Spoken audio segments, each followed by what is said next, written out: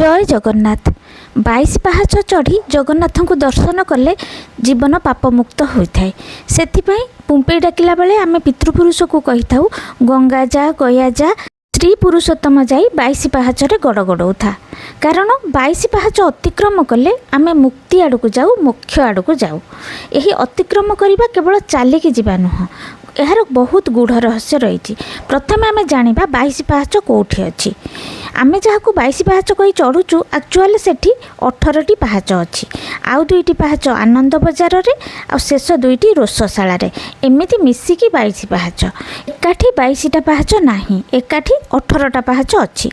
तृतीय पाहाच रे रही जमशिला, जोटा कि कला रंगर। गला बेले एही शिला रे पाद दे जिबा, मात्र फेरिला बेले एही शिला को छुईबा नाही।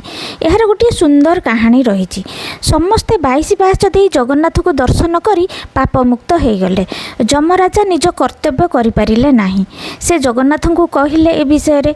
जगन्नाथ तृतीय शिला जमक उद्देश्य रे रखिले। कहिले गला बेले पाद दे गले मनुष्य पापमुक्त हेबे और फेरिला बेले पाद देले पुण्य सबु जमंकर हो जिवो, आ मनुष्य पापमुक्त होई परिबो नाही।